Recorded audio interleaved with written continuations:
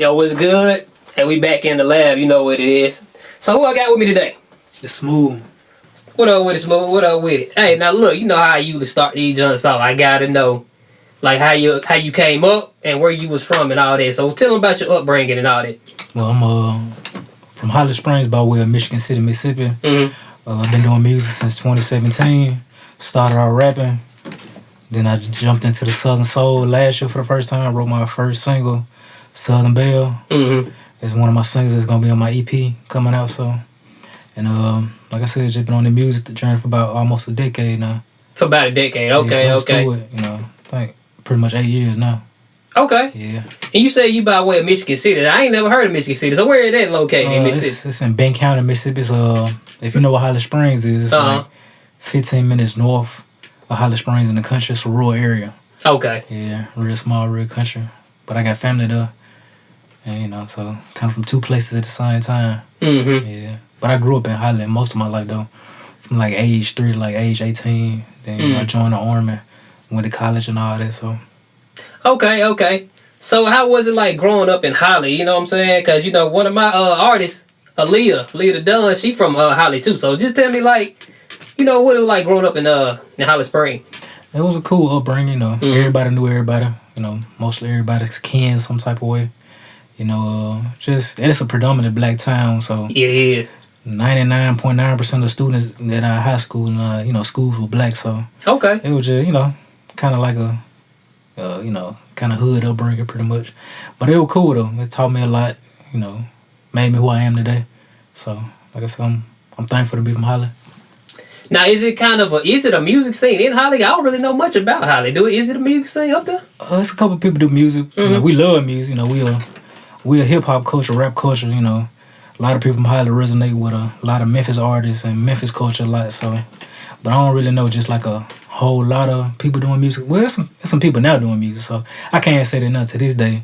A lot of the youth and people around my age group and younger, they into the music scene. They rap and sing and pursuing, music careers and stuff like that. So it's up and coming, put it like that. Okay. So, how did you actually get into music being from Holly? Like, what, inspired you to actually start doing music up there? Well, I love music my whole life. Like I said, I grew up a music head, Right. 3-6, Project Pat, you know what I'm saying, 8-Ball, MJG, you know what I'm saying, UGK. And, listening to them and, partying. I used to party a lot, so I was there, party team, club, level 2 senses, all that. So, it's just my love for music, I always had a love for music. So my love for music really just, it was just seemed like it was meant to be. Because I always, used to turn up at the parties and, be outside, as they say. So, and I, used to freestyle sometimes a lot too as a kid. So, it was just seemed like a rite of passage, Yeah. Yeah, because I remember, Holly, that was the spot. Like, that was you went to go club. You know what I'm saying? Back in the day, Dreamland. I was like 13, 14 in Dreamland. Hey, even the Bearcat. Bearcat Lounge, Then they used to do, mixtape Wednesdays at Dreamland. Up and come artists, people come and showcase they EPs and albums and mixtapes. And a lot of, artists would come to Dreamland. Like, we had Plies come, Project Pat, Guided. A lot of people come perform at Dreamland. And I was at some of them shows as a teenager, 13, 14, 15. Right. And they were the grown folk, So, like I said, Holly, we got Power 92.7, we got a radio station. So, back then, they was playing hip-hop and rap and all that. So, the culture, like I said, was just like kind of like a little baby Memphis, to be honest, though. Yeah, because I remember, like Jazzy Jeff used to be... coming in, he'd be at 92.7, then he might be at 97.1 there, you know what I'm saying? Yeah. And then they had kind of that connection with Dreamland doing the mixtape Wednesday and stuff, Yeah, I remember that. Yeah.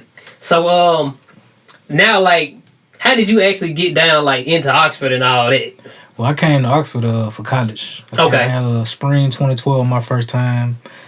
Coming to Ole Miss and, for school. So, and I've been here ever since. So, fell in love with the town, so it's a good place to live, And, so it's a much difference from Holly Springs. It's totally different. But, if you want some laid back, chill, like the way type of stuff, it's the place for you to be, So, yeah, I've been here since spring, semester 2012 at Ole Miss. So, what's the biggest difference you saw, from Holly and Oxford? What was it like coming here? What was the culture shock pretty much? Like, what was the difference? You know, coming from a predominantly black town to a predominantly white town into a PWI university. Yeah. Because, you know, we got Rush College in Holly too. So Yeah. HBCU, one of the first HBCUs in Mississippi. So it's like two sides of the coin, heads and tails. It's totally opposite, you know. But there is a culture here in Oxford that, you know, reminds me of a little bit of Holly Springs too. 'Cause when I was down here in my younger days, you know, you had Blue Magic and the locker room and all this. So it was a scene for, you know, black people down here first. But, you know, the city done changed a little bit since. But coming down here was a culture shock because, like I said, it was a whole bunch of, you know, variety of races down here versus me being from Holly, where everybody pretty much black. But I adapted easily though, because like I said, I was in the army too. Okay. Yeah, so that was my first culture shock going to the military, and then adapting to that because I adapted easy. It kind of prepared me for coming to school at Ole Miss because, you know, the military is a predominantly white field also. So it just sharpened my cultural diversity. So I kind of came in and just, you know, vibe my way through everything. Yeah, so you said you was in the army. So when did you actually like enlist in the army? My senior year of high school. It was November 2010 when I first joined. Right. And I started drilling, and then like a month after I graduated high school, that June I left for training for 8 months straight, and then I came back, graduating basic AIT, and 3 days later I moved in to my dorm, King Cannon. Okay. At Ole Miss, and I've been here ever since. And would you say, like, you know, like just being in the army, did it help you out as far as like, you know, financially, just learning like about life, you know, just in general? It really showed me that I can stand on my own. Okay. You know? Because when you leave like that, and I'm the only person from my area that was, you know, in my basic AIT, everybody around me I didn't know, you know, so it really solidified me as I can stand on my own, and I can be me, and I can do me anywhere, and I can perform at the highest level anywhere on my own as a man. You know, I can stand on my own 10. So that was what really showed me. So that's really one thing I got from military: mental toughness and resilience, and knowing that anywhere I stand, I'm a man. You know. Right. Yeah. Okay, but like, let's get back into the music side of things though. When did you actually like start doing music? Like, and what was like your first song? How did you? You know what I'm saying? Like, how was that process recording your first song? Did it come out hard? Or was it a learning process or what? I'm gonna be honest, cause I had a homeboy, his name Swayze. We started rapping together. Yeah. It kind of came. I'm gonna be honest, and this is me being humble with it. It was kind of easy. Okay. Cause you know, Teddy Prime from Oxford. Right. That was the first studio we went to, me and him, and we had recorded 3 songs that day. We had did a song called 100 Bands and Country Band, a song that we called Fly, and a song for women. And they all turned out pretty good, you know what I'm saying? But they were YouTube beats, so, and we didn't know nothing about the game, you know, like I said, we were wet behind the ears, and we, you know, just jumping in, so we didn't know how to maneuver, how to use them. But when we record them, a lot of people had liked them. So it's like, you know, sometimes you have a calling, or, you know, God-given gift, and it just takes you to get in it to sharpen yourself at it. Yeah. And so we done came leaps and bounds, and then, but when I look back at them songs, they still some decent songs to this day. People still like them. So just from, you say, like, maybe just from that first session, they were like, okay, I put these songs out, people kind of like them, maybe I can take this serious now. Yeah, that's exactly what it was. Because, you know, anything new is foreign to you. Yeah. And it comes with, you know, a little bit of anxiety and nervousness. You be like, okay, it sounds good writing it down on paper, and it sounds good with the beat going in the background. But stepping into the booth and on a mic and putting it on wax is a completely different thing. Hearing it in your head and hearing it out loud is 2 completely different things. But when I actually heard it, you know, on wax, I was like, yeah, this sounds pretty decent. And we just kept working at it. And, you know, kept, you know, like they say, iron sharpens iron. We kept getting better and better. The more repetitive and the more we stuck with it. So was he like, you said was he just starting out too, or was like he kind of seasoned already and kind of, you know, brought you along? So both of y'all were new. Both were brand new. Okay. Both were brand new. And it was to be honest, it was my idea. Like, bro, we should rap.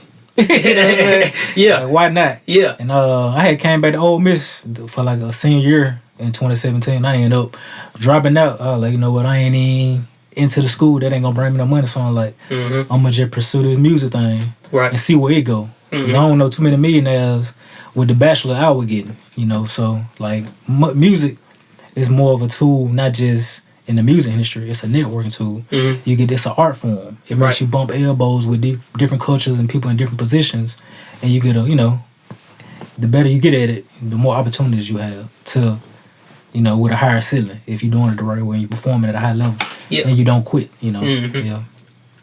Okay. Now you said you did kind of like switch over to the Southern Soul type. So like, what made you feel like you could you want to switch over to doing like the Southern Soul, like, you know, Well, intermingling in between those two genres? okay. Well, rap is my first love, rap, hip hop. Mhm. And I like I said, I love R&B. I love all music. Like I said, if it bump, I'm a bump. I don't care if it's country, pop, whatever. If it's a hit, it's a hit. Mhm. But rap is my first love, and I'm always rap. But you know, I grew up. My favorite artist of all time is Johnny Taylor, and me being from Holly, and you know, like I said, by way of Mission City country town, I grew up listening to the blues a lot. All my elders and big cousins and them, and uncles and aunts, and the OG, they listen to blues. So you riding in the car. The first thing I ever heard music-wise was Johnny Taylor as a little kid, and it just stuck with me. You know, blues and Southern Soul, they twin sisters. You know, it's pretty much the same thing with a new age swing to it. So I just had a lot of people in my family, older people, like, you should try that out. You know what I'm saying? And I didn't want her to try it. And Right Hand to God, so, Southern Belle, my single that a lot of people like, was the first ever Southern Soul song I decided to write. And it came out, you know, a hit in most people's opinion. Yeah. So. And I definitely, like, you from being up there in Hollywood, hey, you already know Saturday morning you got the Kojak on the right 92.7. You know? I actually met Kojak. Yeah. Did an interview with him after I, you know, wrote that single Southern Belle. So. Okay. Like I said, Southern Soul, it's like timeless classic music. You know, soul classics, you know, so.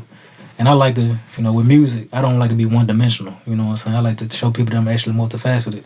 I'm going to, you know, jump into the Southern Soul, the R&B, even the pop, you know, the blues, you know, maybe even some country, you know, because I just got that type of diversity to me. It's just, I got to find the right beat to bring it out. But when the time do come, I'm going to execute.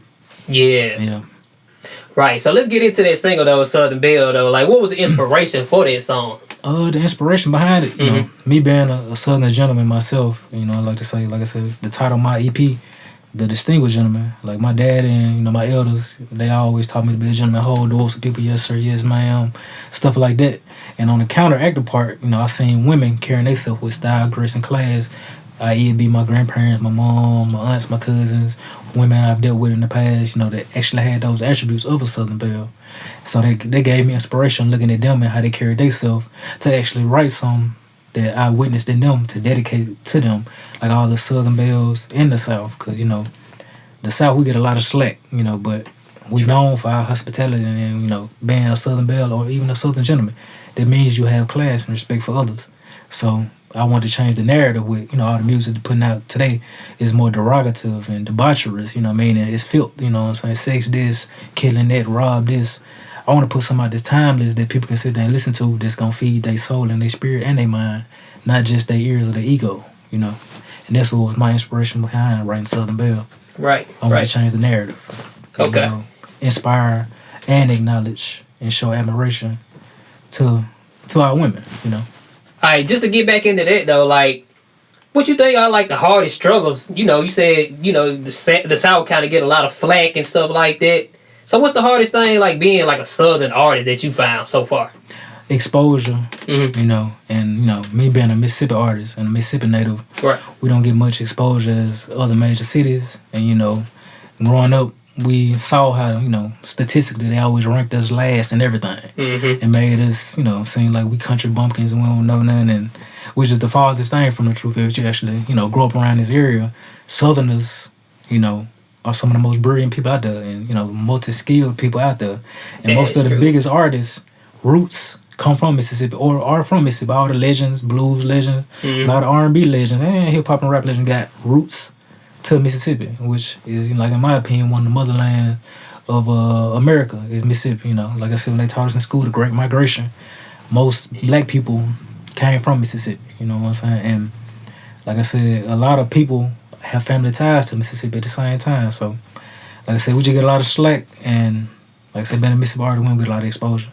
And people, you know, through stigmas and preconceived notions, get a you know, idea about us that's not true. You know, they don't think, you know, they don't think we are as intelligent or as skilled as most, which is, like I said, the farthest thing from the truth. And I'm trying to, like I said, be that beacon of light to show them otherwise. One of the beacon, like, because there's many out there that are doing it. In today's time with social media, it's kind of leveling the playing field just a little bit. Because the internet, you know, without internet exposure, people from up north and other regions, they thought we were still riding horses. You know what I'm Yeah, for saying? sure. Dirt roads, and all kind of crazy stuff they see on the movies and TV.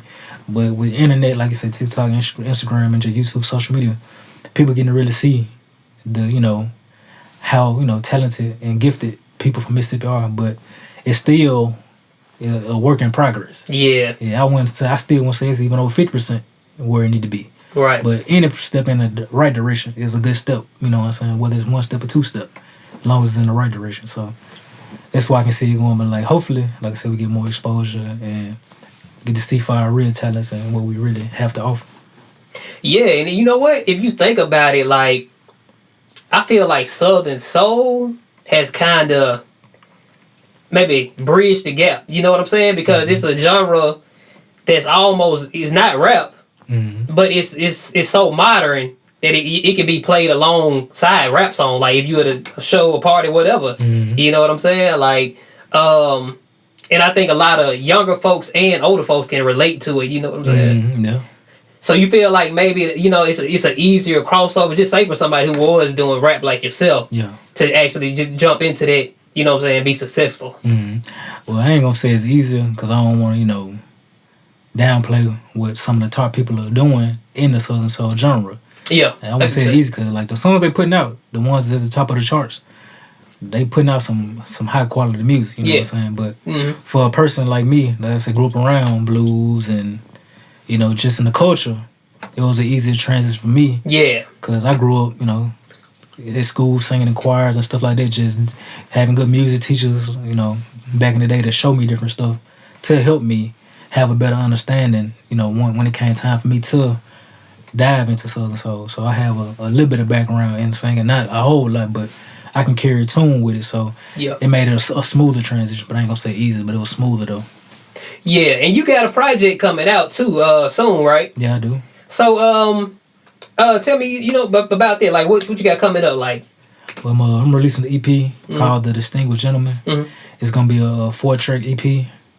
One single is gonna be Jazz and Classy. Got another one called Melted Butter, and I got my first Southern Soul single I put out, Southern Belle. It's gonna be on there, and then I got one called Virtuous. It's gonna be on there as well. So I'm excited about this. My first EP I ever put out ever, even when it comes to rapper Southern Soul. It's my first ever EP project. Yeah. So we was kind of talking about this off the camera, saying just getting this project together, since you blessed me with it being able to record it for you. Yeah.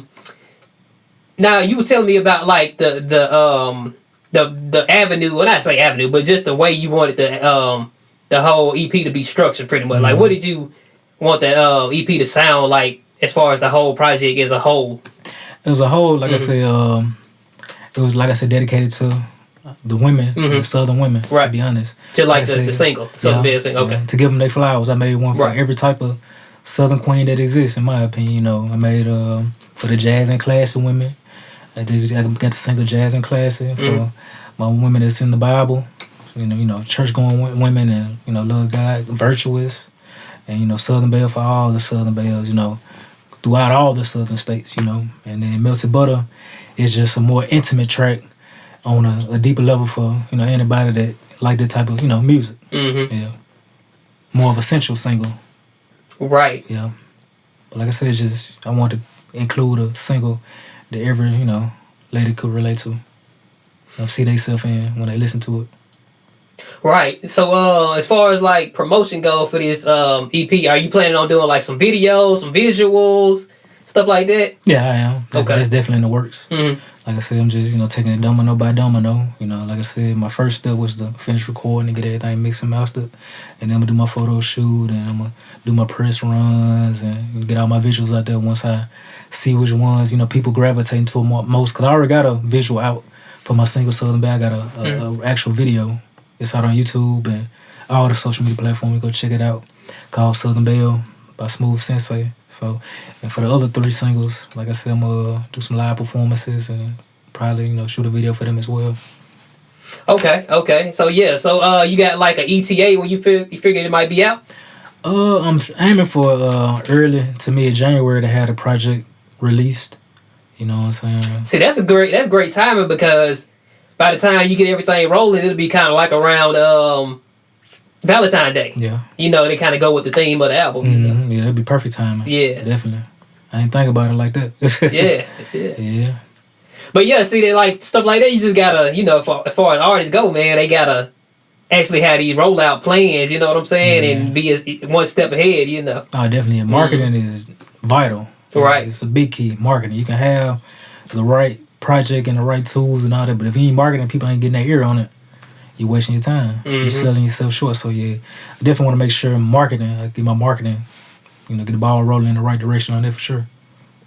Right, and to go back, man, we was talking about like just how you can be yourself more with you know, doing like Southern Soul type music. You know what I'm saying? Yeah. So do you feel like right now is one of the best times to get into the genre? Because like if you look at rap and all of that, man, it's like all of the hardcore rap. Like I talked about this in a few of my interviews. Like a lot of the hardcore rap is kind of fizzling out. You know what I'm saying? Yeah, definitely. Yeah. For sure. You know, with music and just anything in general with reality in life, everything operates on trends. Only certain things are timeless. Right. Everything is not timeless. Like we got the soul classics, they timeless. We got R&B hits that's timeless. But like I'm gonna reference this old Drake song. He had a quote it was like a sample on there, something like, "Some of this music here today and gone tomorrow." Yeah, he did. This hardcore music is here today, is gone tomorrow because it doesn't have any substance. It's all about murder, kill, derogatory behavior. You know, the world, people are becoming more consciously aware of what they listening to. Yeah. And, you know, as that happens, a lot of the, you know, egregious type material, it gets pushed to the backside. But when you putting out positive energy of feel-good music, and that's what Southern Soul music is feel-good music. Yeah. And like you said, it's a cohesion of all the genres in one. It is. People rapping on them, you know what I'm saying? People singing, making line dances, twerk song, you know. Right. It's all in one. It's like a melting pot of all the popular genres right now. R&B, all that in the mix. So yeah, Southern Soul is heading in a good direction.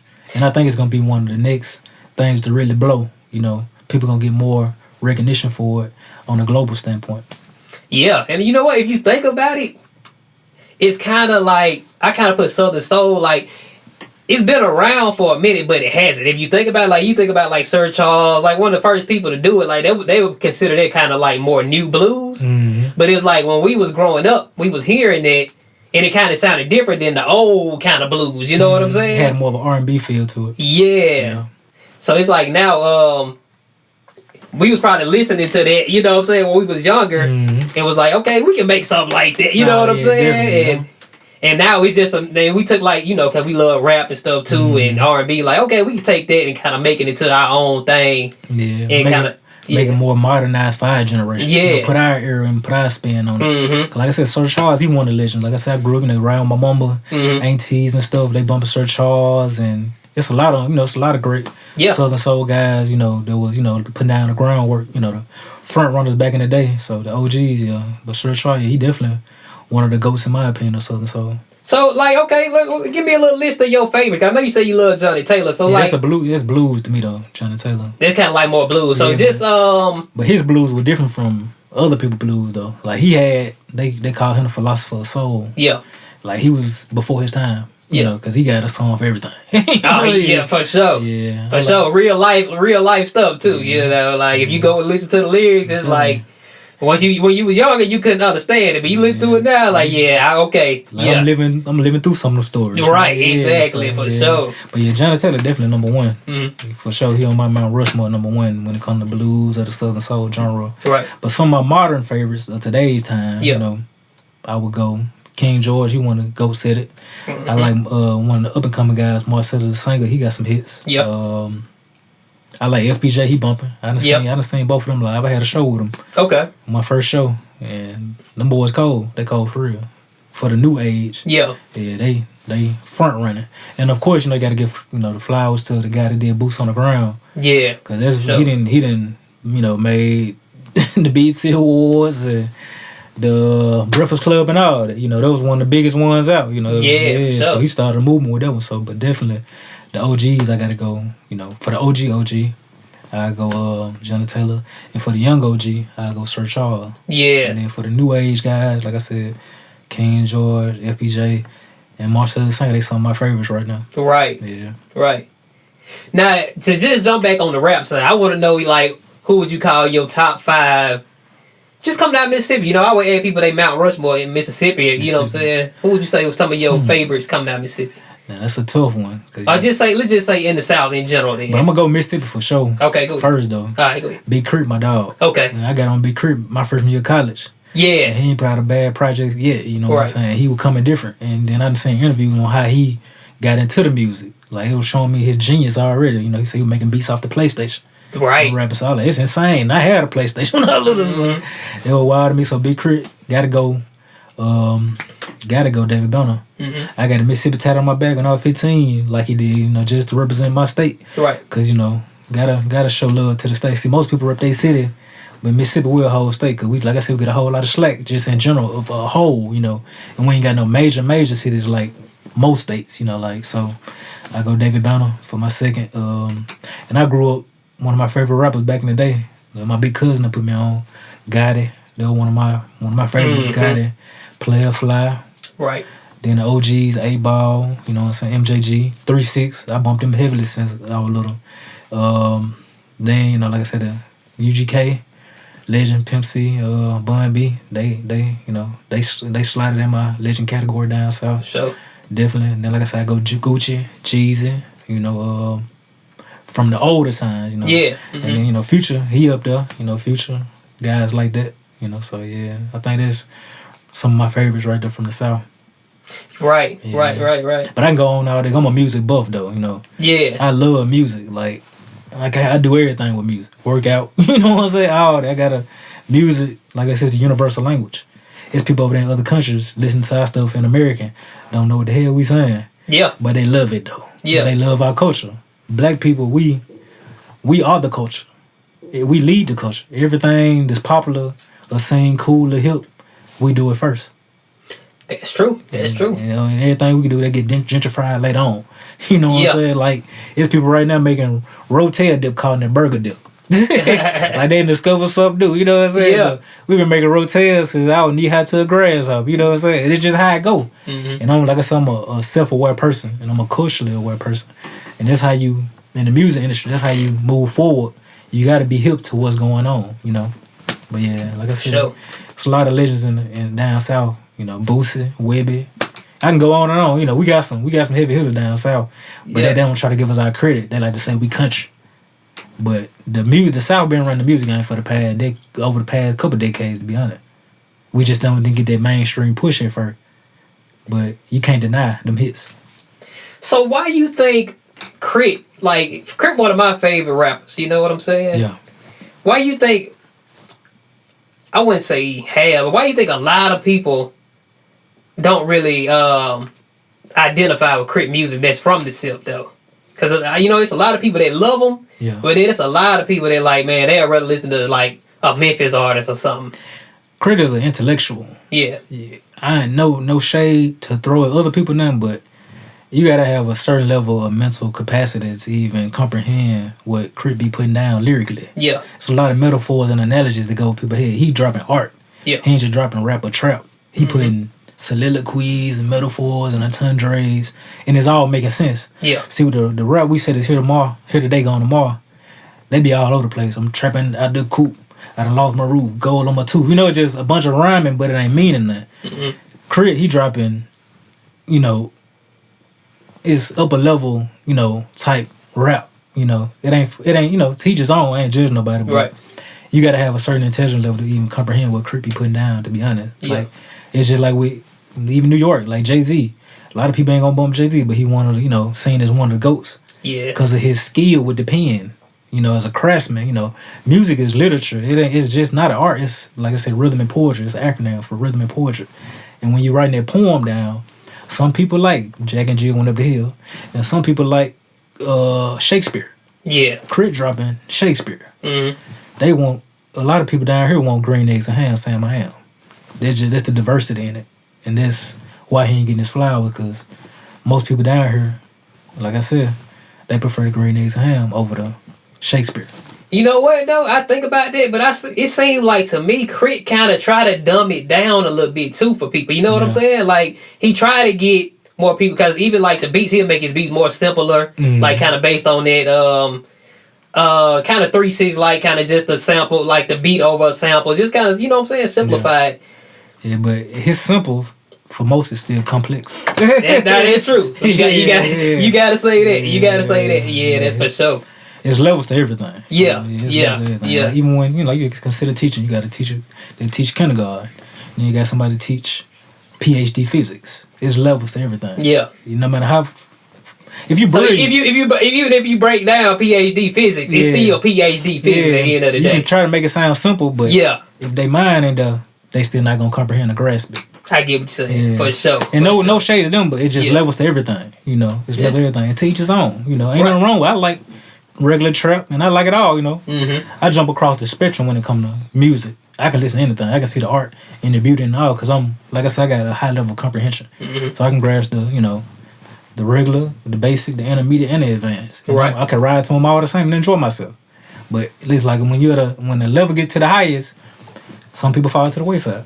And And when you think about your music itself, to get back on you, do you feel like your music is kind of easier to digest? Like, do you give it to them where they can understand it easier? Yeah, I do. Yeah, that'd be my goal.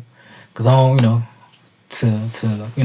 when you're on the up and coming, you don't want to jump out too far. You're right. You gotta get the people around you. That's how you build anything. Your foundation starts ground first. You don't build a house starting with the roof. So I gotta start on a level where people can meet me at. Yeah. Before I jump in and get advanced, I can get advanced. I got a very extensive vocabulary, and like I said, got a high comprehension level. And not to brag on myself, I can drop some stuff that'll go over your head with a bunch of entendres and crazy beats and all that, but that ain't what I'm trying to do right now. I'm trying to gather all my people together and reach each one, teach one, the ones around me, and to grow my fan base at the same time and drop something for everybody. That's what I'm on with it. Right. Yeah. All right, and to get back on this project, Distinguished Gentleman, now what do you feel like is going to be your first single coming out? I know you had Southern Belle. Yeah, Southern Belle has already been my single. So what you think you're going to drop next as the next single? That's a tough one. I was thinking about doing jazz and classic, or even melted butter to go in a different direction. I ain't went in that direction before, and it is a different type Southern soul song compared to most of them. Like it's kind of like a trap soul, Southern soul type single. So I might go in that direction with that one. It's one of the two. It's either jazz and classic or melted butter. Okay. Yeah. So yeah, we're gonna be on the lookout for that for sure. But yeah, now before we get up out of here and everything, man, like you gotta give everybody like a way to get at you, you know what I'm saying? Give them all your social medias and all that, how they can get in touch with you. Okay, yeah. I'm on IG, TikTok, X, formerly known as Twitter. It's Smooth Sensei, SMOOTH Sensei, SENSEII.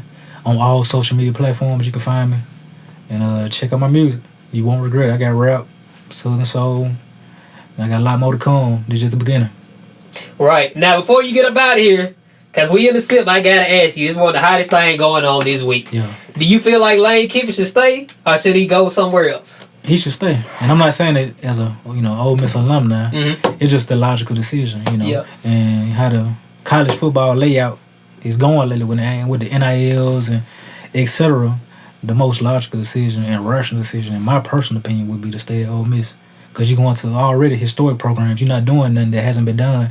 And the ceiling is already very high. Ain't no guarantee you're going to usher in the same success at these other programs.